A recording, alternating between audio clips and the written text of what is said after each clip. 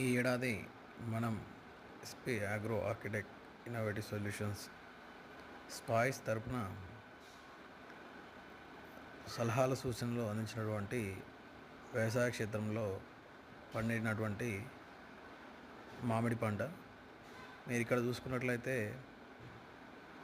రసాలు ఎక్కువగా ఉన్నాయి. అదేవిధంగా ముంత మామిడి మీరు ఇక్కడ గమనించవచ్చు.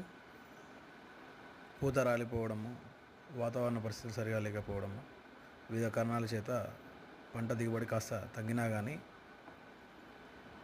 ఉన్నంతలో కాయ నాణ్యత ప్రమాణాల్లో మనకు మంచి దిగుబడి సాధించడం జరిగింది. అదేవిధంగా కలుపు యాజమాన్యాన్ని మనము మిషన్స్తో చేయడం జరిగింది. ఎటువంటి క్రిమిసార మందులు కానీ గడ్డి మందు కానీ వాడడం లేదు. దీంతో పాటుగా అక్కడే ఉన్నటువంటి వ్యవసాయ క్షేత్రంలో నాటు టొబాకో అంటే మన నాటు పొగాకు, ఇది కూడా కొంత మేర వేయడం జరిగింది. ఇది రైతు యొక్క సొంత ఆసక్తితో వేయడం జరిగింది.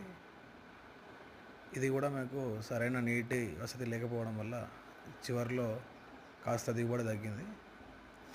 ఇది కూడా తక్కువ మొత్తంలో ఎరువుల యాజమాన్యం చేపట్టి చేయడం జరిగింది.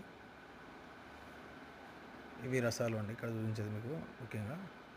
వీటితో పాటుగా ఈ యొక్క వ్యవసాయ క్షేత్రంలో మీరు అల్లనేరేడు పండ్లు ఇవి తెల్లని అల్లనేరేడు పండ్లు. సహజంగా మనం అందరం కూడా నల్లని అల్లనేరేడు పండ్లు చూస్తుంటాము. ఇందులో ఇది తెల్ల రకము కొత్తగా వచ్చింది. వీటితో పాటుగా మీరు చూసినట్లయితే క్యాష్ నట్ అదే మన జీడి మామిడి అంటారు, మన జీడిపప్పు తీసే ఇది. సో ఈ విధంగా మన వ్యవసాయ క్షేత్రం అభివృద్ధి చేయడం జరిగింది. మరిన్ని వివరాలకు సంప్రదించండి మీ స్పాయిస్.